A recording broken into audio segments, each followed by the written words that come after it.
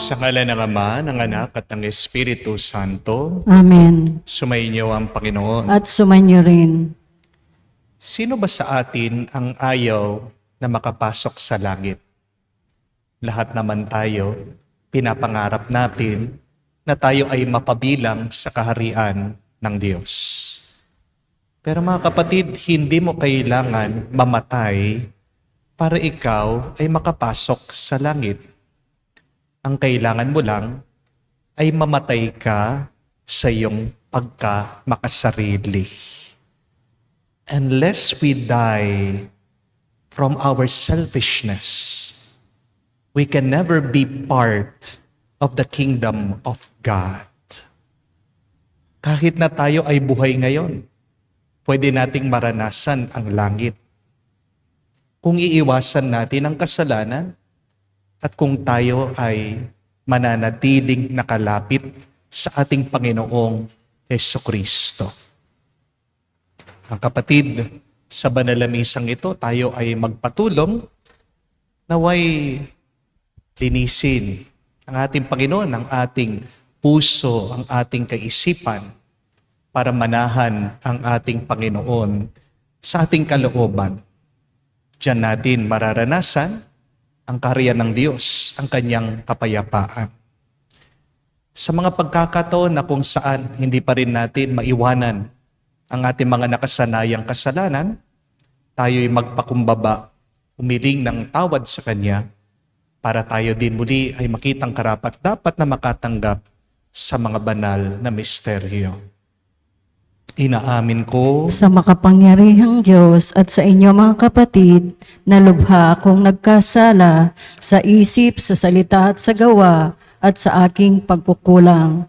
Kaya'y sinasamo ko sa mahal na Birhen Maria, sa lahat ng mga anghel at mga banal, at sa inyo mga kapatid na ako'y ipanalangin sa Panginoon ating Diyos. kaawaan tayo na makapangyarihang Diyos, patawarin tayo sa ating mga kasalanan, at patnubayan tayo sa buhay na walang hanggan. Amen. Panginoon, kaawaan mo kami. Panginoon, kaawaan mo kami. Kristo, kaawaan mo kami. Kristo, kaawaan mo kami. Panginoon, kaawaan mo kami. Panginoon, kaawaan mo kami. Manalangin tayo. Ama naming makapangyarihan, maisaloob nawa naming palagian ang mga galing sa Espiritu ng kabanalan, upang sa salita at gawa ay aming magampanan ang lahat ng iyong mga kinalulugnan sa pamamagitan ni Jesucristo kasama ng Espiritu Santo, magpa sa walang hanggan. Amen. Pagbasa mula sa aklat ni Sirach. Nilikha ng Panginoon ang tao mula sa alabok, at ito'y sa alabok din uuwi. Binigyan niya ang tao ng takdang haba ng buhay, ngunit ipinailalim sa kanyang kapangyarihan ang lahat ng bagay sa ibabaw ng lupa. Pinagkalooban niya sila ng kalakasang tulad ng sa kanya, at ginawa silang kawangis niya. Inibig ng Panginoon na ang lahat ng may buhay ay matakot sa tao, at maghari ito sa mga hayop sa lupa at ibon sa himpapawid. Binigyan sila ng Panginoon ng 5 pandamdam, at binigyan pa rin ng pang-6, katalinuhan, at pang-7, isip.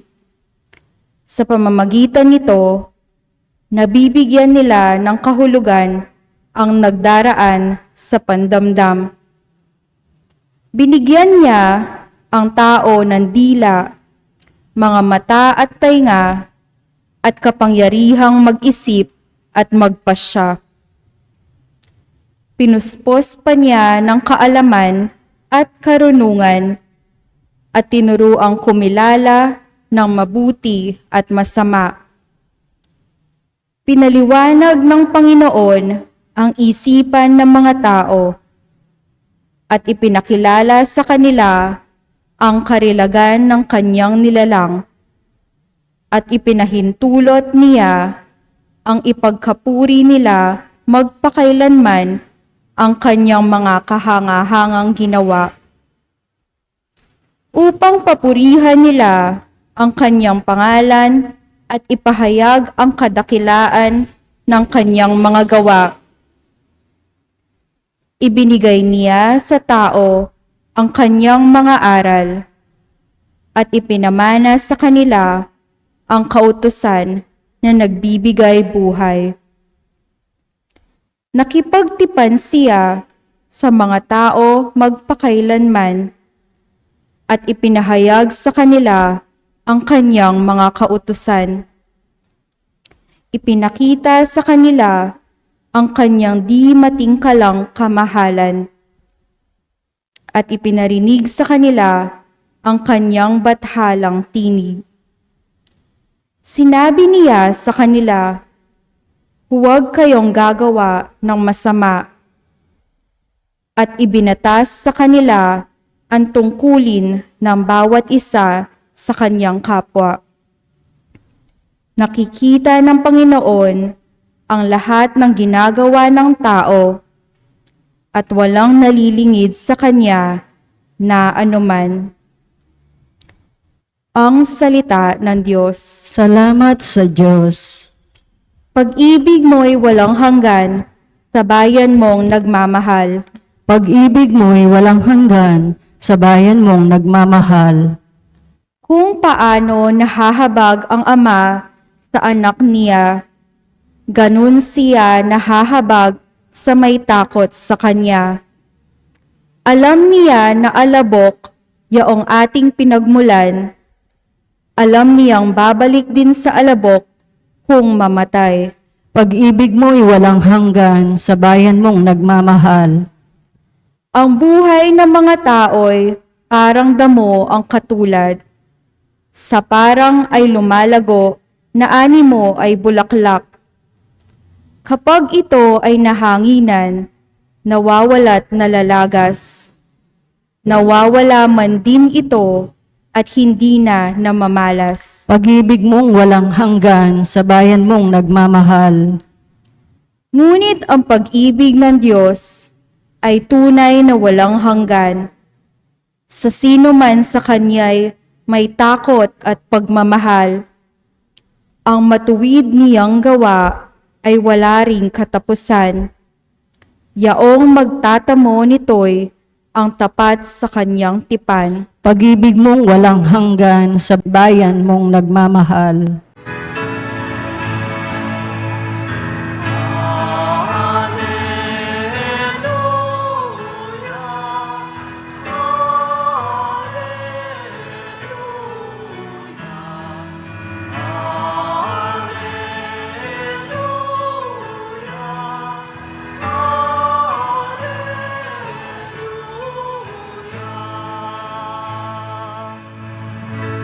Sa daigdig ay laganap,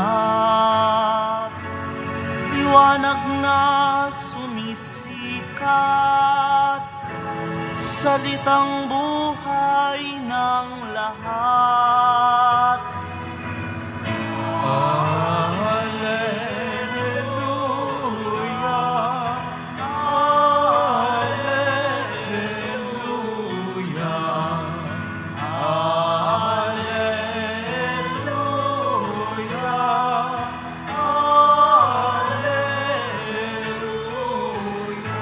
Alleluia. Papuri sa Diyos, Ama, pagkat ipinahayag niya, hari siya ng mga aba. Alleluia, Alleluia. Sumayin niyo ang Panginoon. At sumainyo rin. Ang mabuting balita ng Panginoon ayon kay San Marcos. Papuri sa iyo, Panginoon. Nung panong yun, may nagdala ng mga bata kay Jesus upang hilingin ipatong niya sa mga ito ang kanyang kamay.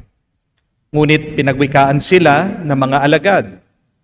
Nagalit si Jesus na makita ito at sinabi sa kanila, "Pabayaan ninyong lumapit sa akin ang mga bata, huwag niyo silang sawayin, sapagkat sa mga katulad nila nagahari ang Diyos.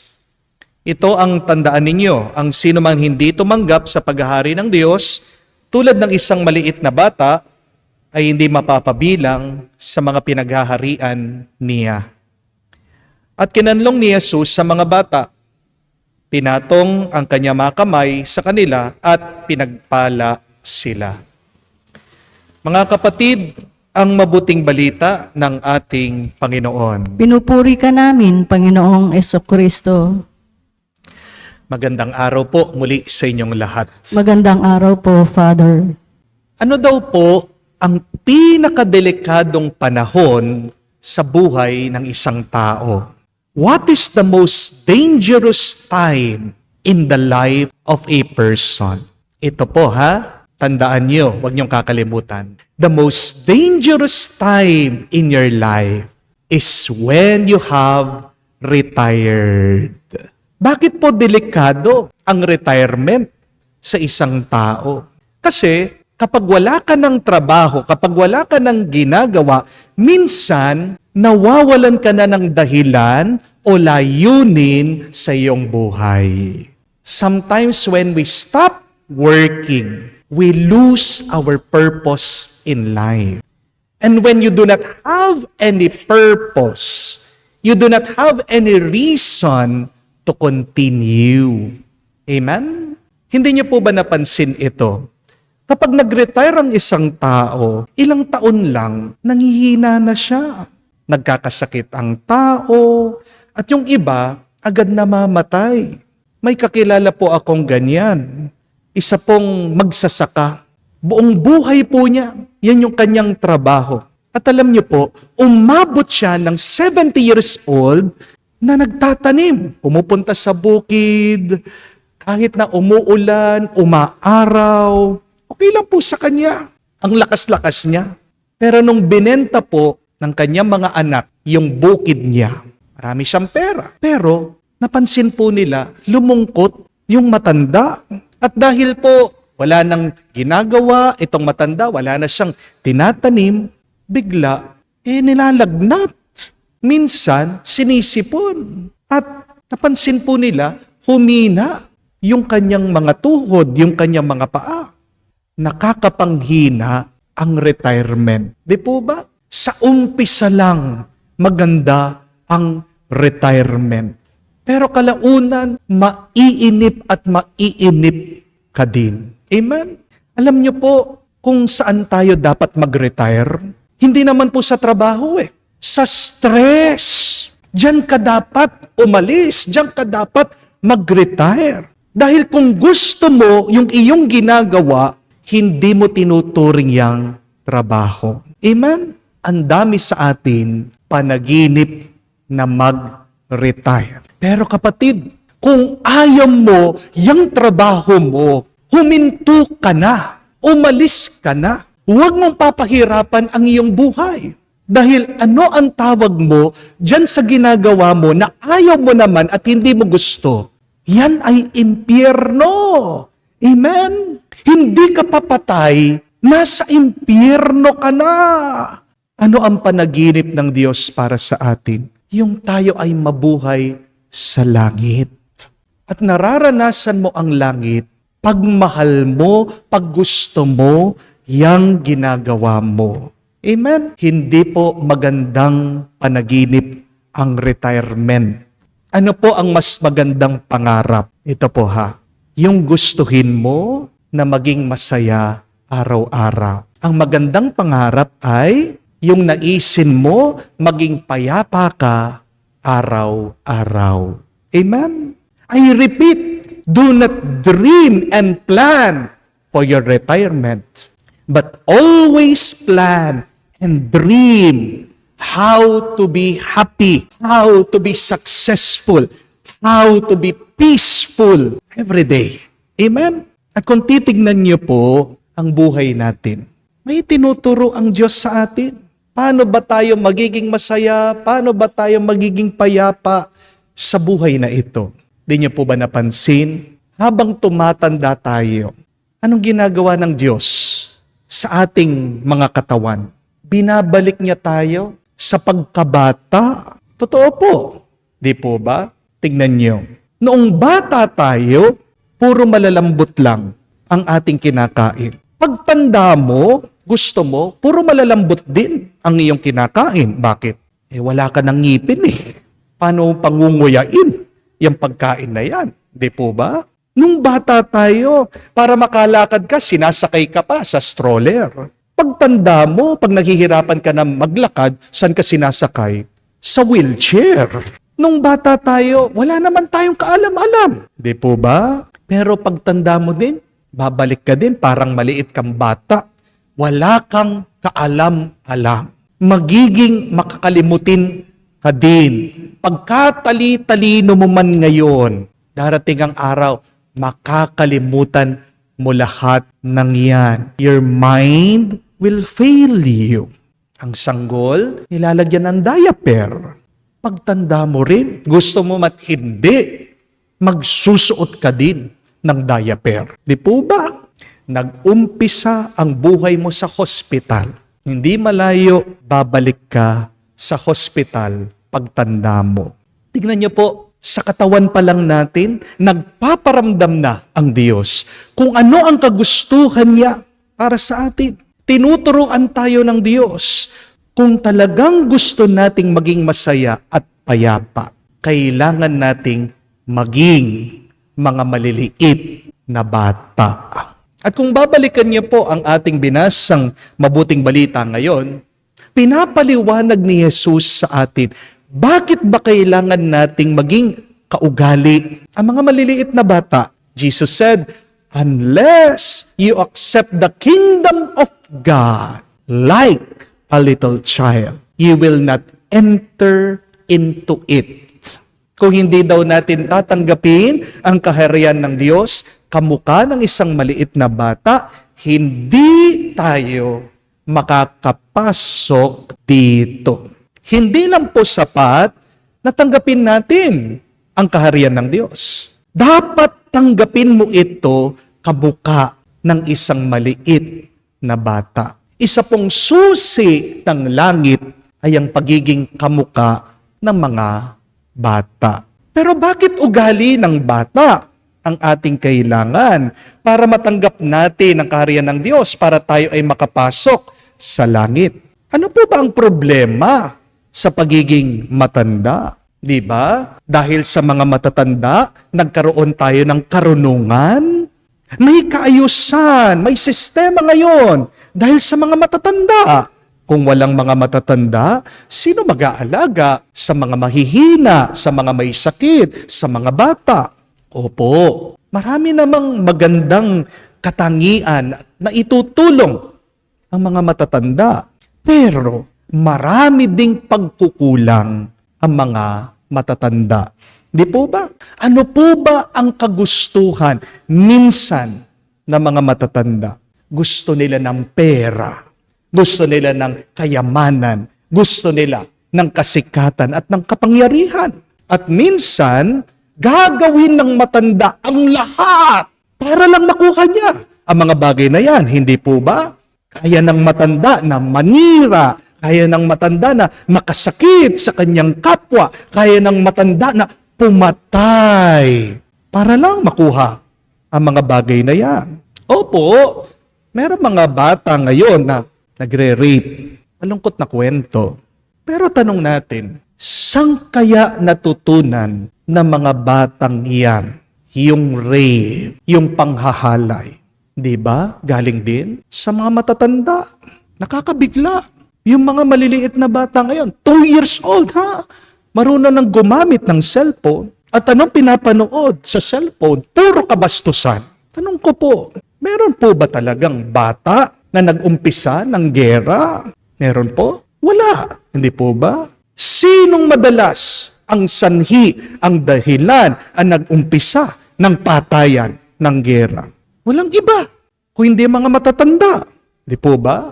Ang mga bata, ayun naman yan na nagtatanim ng galit at sakit ng loob. Kaya nga, pag yung bata may nakaaway, di makatulog yan. Sa maghapon lang, pupuntahan niya yung kanyang kaaway. Siya'y makikipag-ayos, makikipagbati doon sa kanyang nakaaway. Habang ang mga matatanda, mamamatay na lang nandun pa rin. Ayaw bitawan yung sakit ng loob. Ayaw kalimutan yung kahapon. Kaya ang ugali ng bata, bagay na bagay sa kaharian ng Diyos. Dahil sa kaharian ng Diyos, sa langit, hindi pwede ang mga matataas ang loob. Amen? Kapatid, hindi ka makakarating sa langit na mabigat ang iyong kaluluwa. Ang kaluluwa ng mga bata, dahil simple, inosente, magaan. Ang pagkakaiba po ng mga matatanda at bata ay ang matanda masaya kapag may pera. Amen? Amen. Ayaw pang aminin ng iba sa inyo. Money makes them happy. Tanggapin nyo na. Aminin nyo na. Ganyan ang mga matatanda Masaya kapag may kayamanan. Masama ba na ikaw ay nag-aasam na magkaroon ng pera? Hindi. Pero yung masama, kapag umaasa ka na lang palagi dyan sa pera, dyan sa kayamanan mo. Yan ang pagkakaiba ng mga bata sa mga matatanda. Dahil ang bata, masaya siya, may pera o wala. Kapag walang pera, kapag walang laruan, anong ginagawa po ng bata? Maghahanap siya ng paraan para maging masaya siya. Pero yung mga matatanda, pag walang pera, kala mo pinatay na. Kaya yung mga matatanda, pag walang kayamanan, pag walang pera, kala mo pinagsakluban na ng langit. Kala mo sinumpa na.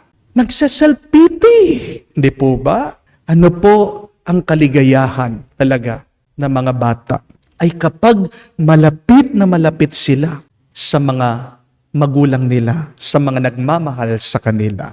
Nakadepende yung buhay ng bata sa kanya mga magulang, sa mga nag-aalaga sa kanya. Di po ba? Kapag may kumuha dun sa bata, pansinin niyo po, ibang tao, ano magiging reaction ng bata? Iiyak yan. Magwawala yan. Dito mo makikita yung tiwala ng bata dun lang sa nagmamahal sa kanya, dun lang sa nag-aalaga sa kanya. Ang bata, sinusuko niya buo ang kanyang sarili. The little child surrenders its life to its parents. Tayo, magandang tanong yan. Sinusuko ba natin lahat ng buong buhay natin sa Diyos? Ang Diyos na tinatawag nating Diyos Ama, siyang ating magulang na nasa langit? Tayo ba? Nalulungkot ba tayo kapag kinukuha tayo ng kaaway ng Diyos? Ang masama. Di ba yung iba, nag-i-enjoy pa nga sa pagkakasala? Tanong ko po, kapag may nag-alok sa inyo ng pera, ng investment, naniniwala po ba kayo? Karamihan, ang dami na pong naloko, ang dami pong nabudol, hindi po ba? Bakit pagdating sa ibang tao, kasabihan ka, konti lang, mag-deposit ka lang ng kaunting pera, yayaman ka, agad-agad, nagbibigay tayo. Pero ang tanong, pag naririnig natin ang salita ng Diyos, agad ba tayong naniniwala? Nagtitiwala ka ba sa mga pahayag ng Diyos? Sumusunod ka ba talaga sa Kanya? Kung talagang naniniwala ka, kapatid, bakit nag-aalala ka pa rin? Bakit natatakot ka pa rin? Bakit nagdududa ka pa rin? Bakit nagpapatuloy ka pa rin sa buhay pagkakasala? Ano po sa tingin niyo ang mangyayari kung ang lahat ng tao sa buong mundo magiging kaugali ng mga maliliit na bata? Di ba? Magbabagong ating karanasan, magkakaroon ng kabutihan at ng kapayapaan. Kaya nga po, subukan nyo na maging kamuka, maging ugali ng mga maliliit na bata. At makikita nyo po, magkakaroon ng kasagutan anuman ang problema mo. Di kayo magkasundo ng iyong asawa, maging kamukha kayo ng mga maliliit na bata. Magpatawad kayo sa bawat isa. Natatakot ka dahil nandyan na yung naniningil sa iyo, wala kang pambayad. Maging maliit kang bata. Magtiwala ka. God always provide. Kung paanong hindi ka papabayaan ng magulang mo na pumasok sa eskwela, hindi ka niya papabayaan na wala kang pera. Maniwala ka, kapatid, maging maliit na bata ka sa harap ng Diyos. bibigyan at bibigyan ka niya ng pambayad mo dyan sa iyong utang. Nag-aalala ka sa iyong sakit? Kung nga ang isang magulang ay aligagang-aligaga para lang gumaling ang kanyang anak, paano pa kaya ang Diyos?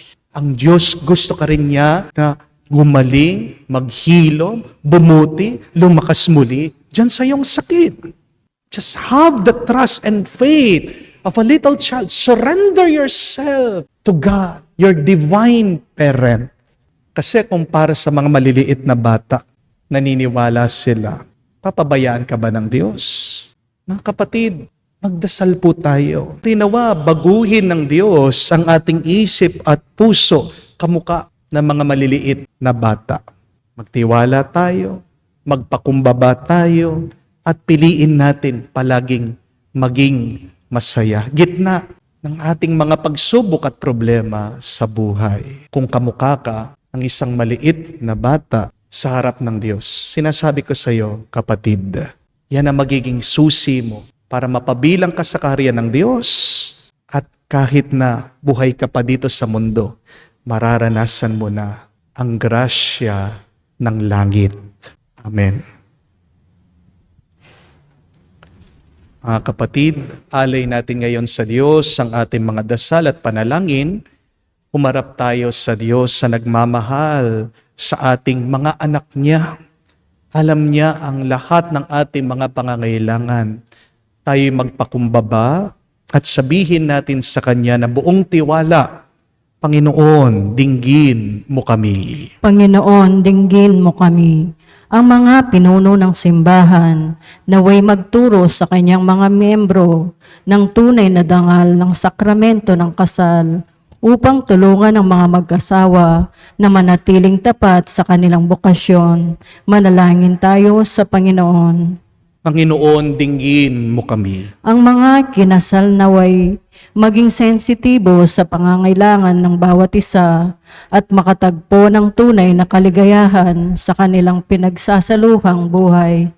Manalangin tayo sa Panginoon. Panginoon, dinggin mo kami. Sa mga nakararanas ng mga pagsubok sa kanilang pagsasama bilang mag-asawa, naway tumanggap sila ng biyaya ng maging matatag at magsumikap sa kanilang pagtatalaga ng sarili sa Diyos at sa isa't isa. Manalangin tayo sa Panginoon. Panginoon, dinggin mo kami. Sa katahimikan po ng ating puso, banggitin natin sa Diyos, sabihin ang ating mga personal na pangangailangan.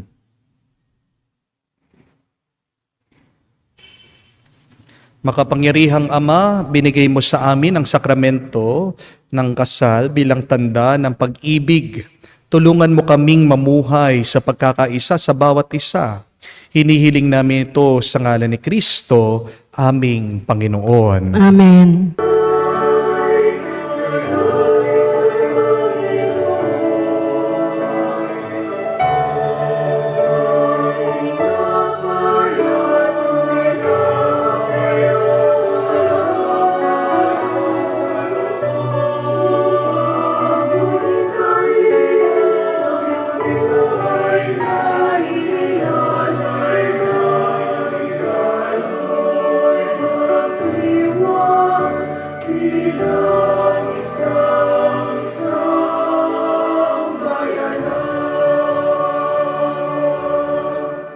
Manalangin kayo mga kapatid para ang ating mga paghahain ay kalugdan ng Diyos amang makapangyarihan. Tanggapin nawa ng Panginoon itong paghahain sa iyong mga kamay sa kapurihan niya at karangalan sa ating kapakinabangan at sa buong sambayanan niyang banal. Ama naming lumikha, sa pagganap namin ng banal na pagdiriwang, upang ikaw ngayon aming paglingkuran, hinihiling namin naway mapakinabangan ang aming inihahain sa iyong karangalan. Sa pamagitan ni Jesucristo kasama ng Espiritu Santo, magpa sa walang hanggan. Amen. Sumainyo ang Panginoon. At sumainyo rin. Itaas sa Diyos sa inyong mga puso at diwa. Itinaas na namin sa Panginoon. Pasalamatan natin ang Panginoong ating Diyos. Marapat na siya ay pasalamatan. Ama naming makapangyarihan, tunay ngang marapat na ikaw ang aming pasalamatan sa pamagitan ni Jesucristo na aming Panginoon. Siya ang salitang katuwang mo at kapiling. Noong ang lahat ng umiiral ay iyong likhain. Siya'y sinugo mo para kami sagipin at palayain. Kaya't siya'y kinalinga ng mahal na Birhen na naging kanyang inang totoo sa kapangyarihan ng Espiritu Santo, inako niyang sundin ang loob mo at kamti ng sambayanang banal para sa iyo. Pinagtiisan niyang iunat sa krus ang kanyang mga kamay upang magwakas ang kamatayan at mahayag ang pagkabuhay. Kaya kaisa ng mga anghel nagsisiawit ng papuri sa iyo, nang walang humpay sa kalangitan, kami nagbubunyi sa iyong kadakilaan.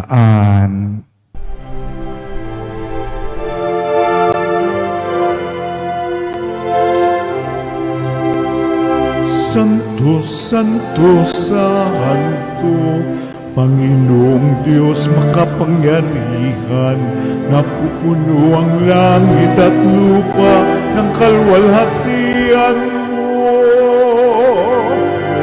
Hosana sa kaitaasan, pinagpalang na paririto sa ngalan ng Panginoon. Hosana sa kaitaasan.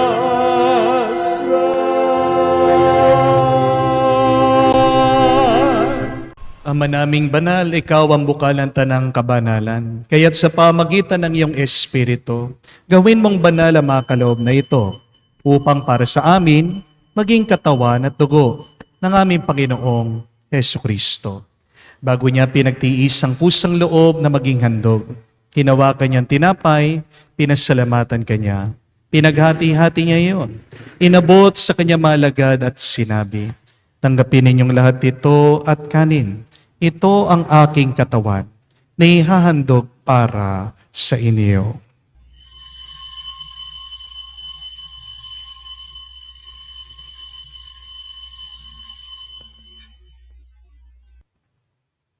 Gayon din naman, no matapos ang hapunan, hinawakan niyang kalis. Muli kanyang pinasalamatan. Inabot niya ang kalis sa kanya malagad at sinabi, tanggapin ninyong lahat ito at inumin. Ito ang kalis ng aking dugo, ng bago at walang hanggan tipan. Ang aking dugo na ibubuhos para sa inyo at para sa lahat, sa ipagpapatawad na makasalanan.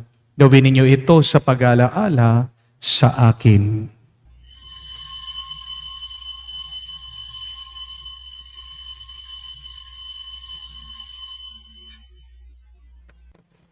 Ang misteryo ng pananampalataya.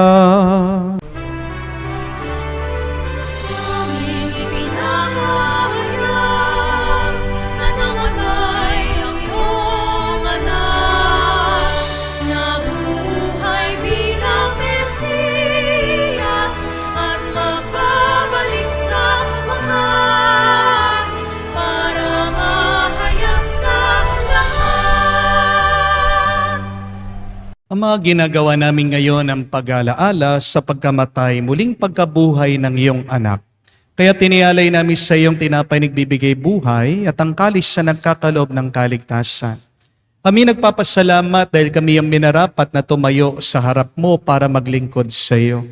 Sinasamo namin kami magsalo-salo sa katawan at dugo ni Kristo ay mabuklod sa pagkakaisa sa pamamagitan ng Espiritu Santo. Amalingapin mong iyong simbahan, laganap sa buong daigdig. Puspusin mo kami sa pag-ibig. Kay San Francesco, aming Santo Papa, si Florentino, aming Arsobispo at ng Tanang Kaparian. Alalahanin mo rin ang aming mga kapatid na nahimlay, may pag-asang sila'y muling mabubuhay. Gayon din naman lahat ng mga pumanaw. Kawan mo't sila't patuloyin sa iyong kaliwanagan. Kawan mo't pagindapating kaming lahat na makasalo sa iyong buhay na walang wakas. Kaisa na mahal na Birhen Maria, Ina ng Diyos. Kaisa ni San Jose, ang kanyang maligayang esposo. kaisa ng mga apostol, lahat ng mga banal na namuhay dito sa daigdig na kalugod-lugod sa iyo. May pagdiwang nawa namin ang pagpupuri sa ikararangal mo sa pamamagitan ng iyong anak aming Panginoong Heso Kristo. Sa pamamagitan ni Kristo, kasama niya at sa Kanya, ang lahat ng parangal at papuri ay sa iyo, Diyos Ama, makapangyarihan, kasama ng Espiritu Santo, magpasawalang hanggan. Amen, amen, amen. Sa nakakagaling na utos sa turo ni Jesus sa Panginoon natin at Diyos, ipahayag natin ng lakas loob.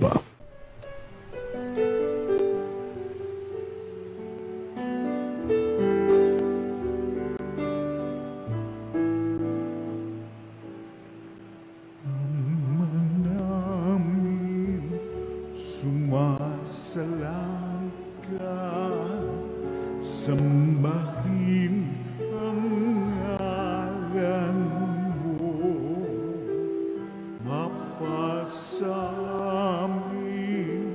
ang kaharian mo, sundin ang loob mo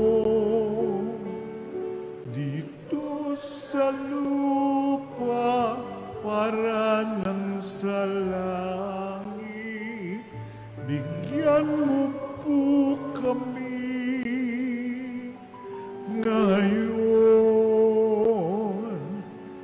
ng aming kakanin sa araw-araw at patawarin mo kami sa aming mga sala para ng pagpapatawan namin sa nagkakasala sa amin. At huwag mo kaming ipagdulot sa tukso, at yadya mo kami sa lahat ng masama. Hinihiling namin kami adya sa lahat na masama, pagkalooban ng kapayapaan araw-araw, ligtas sa kasalanan, ilayo sa lahat ng kapahamakan, samantalang aming pinanabikan ang dakilang araw ng pagpapahayag ng tagapagligtas naming si Heso Kristo. Sapagkat iyo ang kaharian at ang kapangyarihan at ang kapurihan magpakailanman. Amen. Panginoong Yesu Kristo, sinabi mo sa mga apostol, kapayapaan ang iniwan ko sa inyo, ang aking kapayapaan binibigay ko sa inyo. Tungayan mo ang aming pananampalataya, huwag ang aming pagkakasala. Pagkalooban mo kami ng kapayapaan at pagkakaisa ayon sa iyong kalooban, kasama ng Espiritu Santo, magpa sa walang hanggan. Amen. Kapayapaan ng Panginoon ay laging sumainyo. At sumainyo rin. Bigayan po tayo ng kapayapaan sa bawat isa. Please share niyo po, kapayapaan po sa inyong lahat.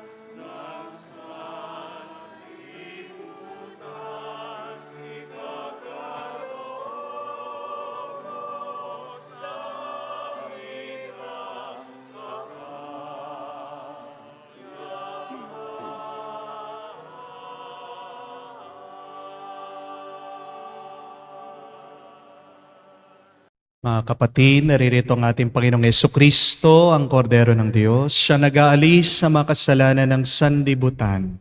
Mapalad tayong lumalapit sa piging ng Kordero.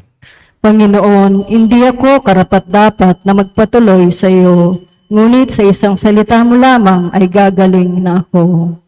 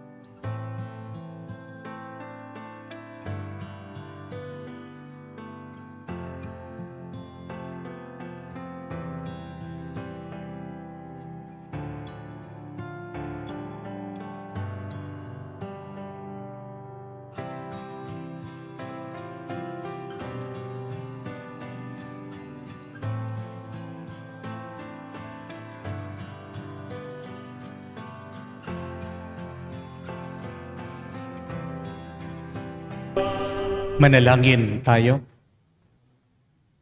Ama naming mapagmahal, ipagkaloob mong aming mapakinabangan ang dulot na kaligtasan ng aming pinagsaluhan bilang sanla ng iyong tiyak na pagsagip sa tanan. Sa pamagitan ni Jesucristo kasama ng Espiritu Santo, magpa sa walang hanggan. Amen. Again, my dear friends, we are invited by today's gospel to be childlike, not childish. Para tayo ay mapabilang sa karya ng Diyos, kailangan makamukha natin ang mga maliliit na bata. Childlike does not mean immature, but there are certain virtues that little children have that we need to learn again. We need to relearn them, and we need to unlearn our bad attitudes as adults. At ano po ang mga mabubuting katangian ng mga bata? Unang-una na po dyan, sila'y palaging masaya. May pera, walang pera, may laruan, walang laruan, maghahanap at maghahanap ng paraan para maging masaya. Mga kapatid, sana piliin mo palaging maging masaya. Amen? But secondly, children are always trusting. Nagtitiwala sila sa mga nagmamahal sa kanila, sa mga nag-aalaga sa kanila. My dear friend, do you really trust the Lord? Do you surrender yourself to God? But third and last, children are very humble. Hindi sila nagtatanim ng sakit ng loob. Kapatid, naman yung mga tinatago mo dyan sa iyong puso na nakakabigat, di na nakakatulong, kamukha na maliit na bata. Bitawan mo na. Iwan mo na. Pinakamahalaga ay yung ikaw ay masaya at payapa araw-araw. Tandaan niyo po na hindi kayo makakapasok sa langit kung may bigat ang iyong kalooban. Kailangan sa langit, kaya nga nasa itaas, ay magaan ang ating mga kalooban. So my dear friends, please try to reflect on these points today. Pero ang assignment ko po sa inyo, sana maghanap po kayo ng isang maliit na bata. Pakainin niyo, labas niyo, makipaglaro kayo dyan sa batang yan. Sana maalaala niyo kung ano yung feeling, nararamdaman ng isang maliit na bata. Huwag niyong kakalimutan yung feeling na yon, lalong-lalo na sa harapan ng Panginoon. Para maalis yung inyong mga pag-aalala, yung inyong stress, hindi nyo kailangan yan. Mag-reset kayo, bumalik kayo. Kung hindi, ibabalik kayo ng Panginoon. Diba? Habang patanda ng patanda, bumabalik sa pagkabata. Huwag nyo nang hihintayin na maging mahina kayo para matuto kayo dyan sa aral na yan.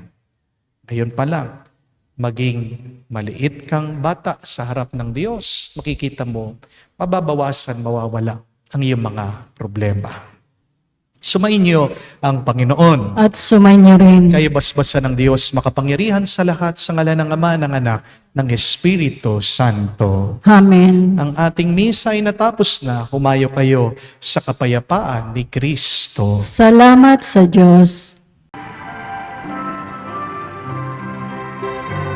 Nuestro Padre Jesus Nazareno, sinasamba ka namin, pinipintungo ka namin, aral mo ang aming buhay at kaligtasan.